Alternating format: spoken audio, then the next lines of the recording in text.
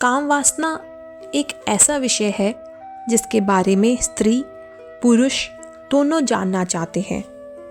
दोनों की इस विषय में खास दिलचस्पी है। लोग कहते हैं ना कि किसी भी चीज़ की अति हानिकारक होती है। बहुत से मनुष्य ऐसे हैं जो हर समय काम वासना के बारे में ही सोचते रहते हैं।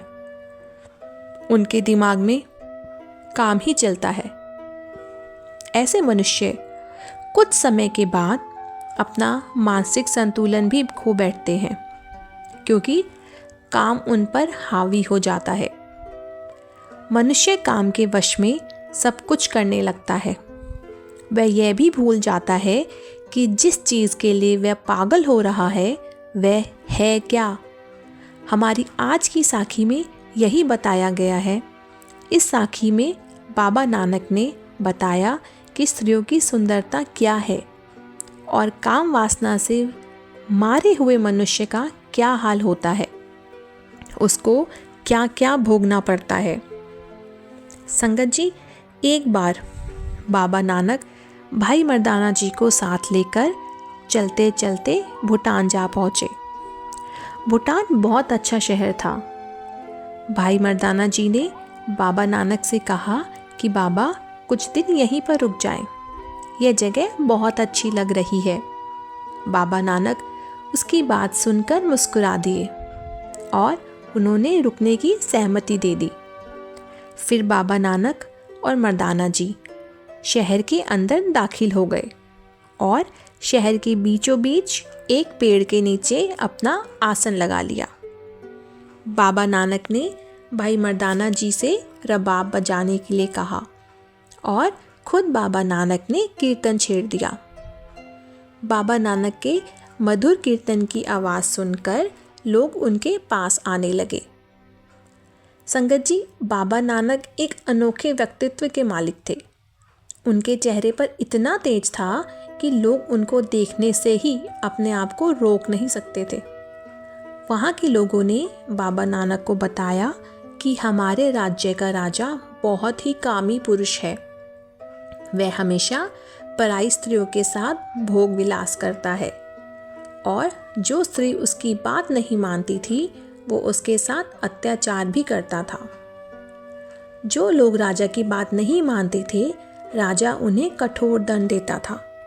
जब बाबा नानक ने लोगों के मुख से यह सुना तो बाबा नानक राजा के महल के नज़दीक जाकर बैठ गए ताकि राजा को सही रास्ता दिखा सके। बाबा नानक को देखकर संगत बहुत खुश हुई। नगर के लोग बाबा नानक के लिए खाने का सामान और पहनने के लिए वस्त्र लेकर आए, लेकिन बाबा नानक ने किसी भी चीज़ को लेने से इनकार कर दिया और बोले, हम तो फ़कीर हैं, हमें इन चीज़ों का कोई मोह नहीं है। बाबा नानक की बात सुनकर नगरवासियों के दिल में बाबा नानक के प्रति श्रद्धा और बढ़ गई। बाबा नानक की प्रसिद्धि चारों तरफ फैल गई। संगत जी, जो सच्चे फ़कीर होते हैं वे ईश्वर के हुक्म से धरती पर आते हैं और उनमें काम, क्रोध, लालच, मोह बिल्कुल भी नहीं होता। नगर में कुछ राजा के खास लोग भी रहते थे। जब उन्होंने बाबा नानक के बारे में पता चला तो वे राजा के पास पहुँचे और जाकर उन्हें बाबा नानक के बारे में बताया और कहा कि शहर के बाहर एक बहुत पहुँचे हुए महात्मा आए हैं जो किसी से कोई उपहार नहीं लेते। सभी नगरवासी उनकी बहुत तारीफ कर रहे हैं और उनके दर्शनों का लाभ उठा रहे हैं। एक बार आप भी चलकर उनके दर्शन कर लो, क्योंकि लोग कहते हैं कि उनके दर्शन मात्र से ही सभी पाप खत्म हो जाते हैं। लोगों की बात सुनकर राजा बाबा नानक के पास पहुंचा और वह भी जाते हुए गुरुजी के लिए खाना और उपहार लेकर गया।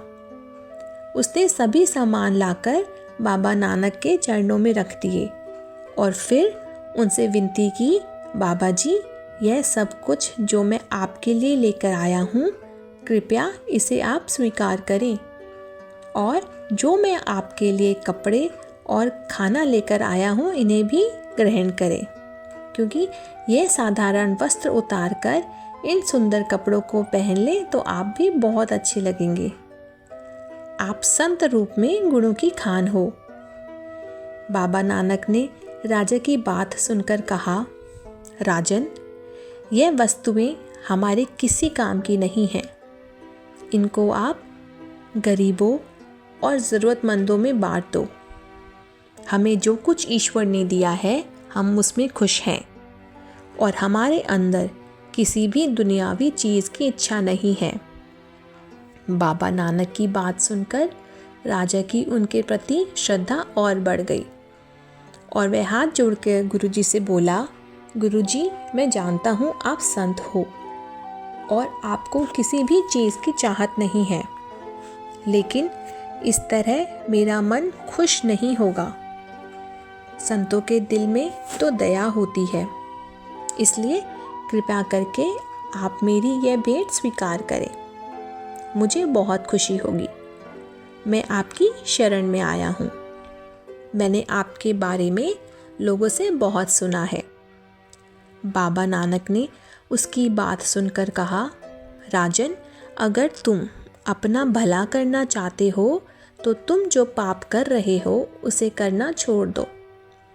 तुम हमेशा पराई स्त्रियों के साथ दुष्कर्म करते हो। अगर तुम हमारे वचन मानकर यह कर्म करना छोड़ दो तो करतार तुम्हारा भला करेगा, और अगर तेरे राज्य में किसी भी चीज़ की कमी है तो वाहिगुरु उस कमी को भी दूर करेंगे। बाबा नानक की बात सुनकर राजा ने हाथ जोड़कर कहा, गुरुजी, मेरा मन चंचल और विषय विकारों में लिपटा रहता है और मेरा मन स्त्री सुख से कभी भी तृप्त नहीं होता। भोग, विलास, लालसा मेरे अंदर दिनों दिन बढ़ती जा रही है। जैसे कि अग्नि में लकड़ी डालने से अग्नि और तेज हो जाती है, वैसे ही यह मुझे अंदर ही अंदर जलाती जा रही है। कृपया मुझ पर तरस खाइए और मुझे कोई ऐसा रास्ता बताइए जिससे मैं इन चीज़ों से बाहर निकल सकूं। राजा की यह वचन सुनकर बाबा नानक ने कहा, हे राजन, स्त्री में ऐसी कौन सी खास बात है जिसको देखकर तुमने स्त्री के प्रति इतनी प्रीत बढ़ा रखी है? जिन आँखों को देखकर तुम उस स्त्री का दीवाने हो जाते हो और कहते हो कि इनकी आंखें कमल के फूल जैसी हैं, लेकिन उनके अंदर गिर्द देखकर तुम्हें नफरत भी होती है। और अगर हम इस पूरे शरीर को ध्यान से देखें तो इनके अंदर हड्डी, मांस, खून के अलावा कुछ भी नहीं है। और तुम स्त्री के मुखड़े को चंद्रमा जैसा कहते हो। वो हड्डी और लहू के ऊपर लिपटी हुई अलग अलग रंगों की चमड़ी है। इन नश्वर चीज़ों के अलावा कुछ नहीं है। और तुम स्त्रियों के जिन दांतों को देखकर कहते हो कि यह कलियां जैसे हैं, तो इन्हें मांस के बिना केवल हड्डियां जानो। यह समय के अनुसार मुख से निकल जाते हैं या फिर टूट जाते हैं। तब उस समय इन्हें कोई हाथ भी नहीं लगाना चाहता। इसी तरह यह पूरी देह हाड़, मांस और लहू से बनी हुई है और यह मानव शरीर हाड़, मांस, लहू और मलमूत्र से भरा हुआ है। इसके अलावा इसमें कुछ भी नहीं है। तुम एक ऐसी चीज़ के पीछे भाग रहे हो जिसका अंजाम बहुत बुरा होता है। तुम स्त्री की ऐसी कौन सी चीज़ देखकर उनके पीछे आकर्षित होते हो राजन? इस पूरे शरीर को ध्यान से देखो और सोचो। फिर बाबा नानक ने कहा, जो मनुष्य पराई स्त्री से भोग करते हैं और उनके पीछे भागते हैं, उन्हें नरक में जाना पड़ता है और यमराज के दूत उन्हें कठोर दंड देते हैं। सबसे पहले यमराज के दूत लोहे की सीखों को तपाते हैं और फिर पापी के शरीर पर उसे दागते हैं। कामी व्यक्ति जो कुछ पल का सुख हासिल करता है, उसके बदले में उसे बहुत समय तक नरकों में दुख भोगना पड़ता है। जब राजा ने बाबा नानक के मुंह से यह वचन सुने तो वह डर के मारे कांपने लगा। उसे अपने सामने यमराज के दूत नजर आने लगे। वो डर के मारे बाबा नानक के चरणों में बैठ गया और अपनी गलतियों की माफ़ी मांगने लगा। राजा ने गुरुजी से कहा कि गुरुजी, मैंने अनजाने में घोर पाप किए हैं और जब मैं इतने गुनाह कर चुका हूँ तो उसके बाद मुझे यह बात समझ में आई है कि कृपा करके आप मुझे बख्श दें। आप तो बख्शहार हैं और मैं वादा करता हूँ कि आगे से मैं कभी ऐसे पाप नहीं करूँगा। बाबा नानक ने राजा की तरफ देखा तो उन्हें महसूस हुआ कि राजा अपनी गलती पर बहुत शर्मिंदा है। यह देखकर बाबा नानक ने उससे कहा, राजन, आज के बाद गलती से भी यह पाप मत करना। पूर्व में जो पाप तुम कर चुके हो उसकी तुम्हें माफ़ी दे दी गई है और आज के बाद मन लगाकर वाहिगुरु नाम का जप करो और इस नगर में एक बहुत बड़ी धर्मशाला बनवाओ और वहाँ पर लोगों के लिए लंगर लगाओ। बाबा नानक के वचन सुनकर राजा समझ गया और उसने गुरुजी से वादा किया कि मैं आज के बाद कोई पाप नहीं करूँगा। फिर उसके बाद गुरुजी भाई मर्दाना जी को साथ लेकर अपनी अगली यात्रा पर चल पड़े। बाबा नानक के जाने के बाद राजा बिल्कुल बदल गया और उसने गुरुजी के कहे अनुसार बहुत बड़ी धर्मशाला बनवाई जहाँ वह गरीबों और ज़रूरतमंदों की मदद करने लगा।